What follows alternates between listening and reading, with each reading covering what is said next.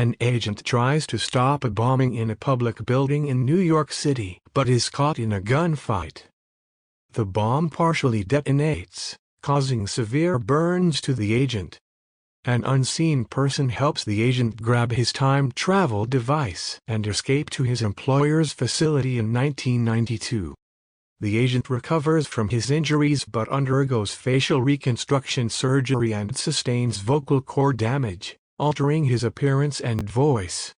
His superiors inform him that due to the dangers of extensive time travel and his physical condition, he must retire. The agent's doctor diagnoses him with symptoms of psychosis and depression but keeps this information from him. The agent is assigned his final mission. Working undercover as a bartender in 1970 New York City, he engages in a conversation with a customer known as the Unmarried Mother. The Unmarried Mother is reluctant to share his life story, but eventually starts to open up. The Unmarried Mother reveals that he was born female and named Jane, growing up in a Cleveland orphanage. Jane is highly intelligent and physically strong but is an outcast and never adopted.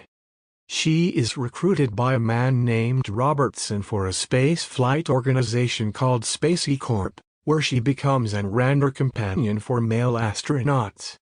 During Jane's testing, a medical examination reveals an undisclosed condition that disqualifies her from the program. Robertson rejects Jane under false pretenses but promises to re-enlist her. Jane falls in love with a man who eventually deserts her. Robertson reveals that Spacey Corp is a front for recruiting operatives for a secret government agency. Jane becomes pregnant but is disqualified once again due to her condition. Doctors perform a cesarean section and discover Jane is intersex. Jane undergoes gender reassignment surgeries and her baby is abducted. The agent offers the Unmarried Mother a chance to take revenge on his former lover without consequences in exchange for taking over the agent's job. They time travel to 1963 Cleveland, where John falls in love with his younger self, Jane.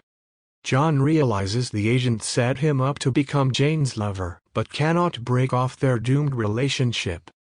The agent illegally time travels to March 1975 to pursue the Fizzle Bomber once again. The Fizzle Bomber defeats him and he witnesses and helps his earlier burned self. Expecting punishment, the agent is excused by Robertson, who dismisses the Bureau's protocols. The agent brings Jane's baby, born from her self-fertilization by John, back to a Cleveland orphanage in 1945. It is revealed that Jane, John, and their baby are the same person, creating a predestination paradox. The agent returns to 1963 and convinces John to leave Jane at the preordained time. John is inducted into the Temporal Bureau in 1985, and the agent completes his mission. Robertson emphasizes John's importance as a unique operative without ties to the past or future.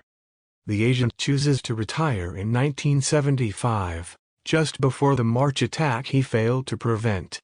He decommissions his time travel device as planned, but it remains operational. The agent discovers that Robertson has given him the exact location and time where the Fizzle Bomber will be found. The agent arrives at the designated location and confronts the Fizzle Bomber, who is revealed to be his future self. The Fizzle Bomber justifies his bombings as a means to avert greater death tolls in alternate futures. The agent vows not to become the Fizzle Bomber and ultimately shoots his older self. The agent's body reveals surgical scars, confirming the connection between Jane, John, the agent, and the Fizzle Bomber as the same person. It becomes clear that Robertson orchestrated the agent's existence, responsible for both his conception and death.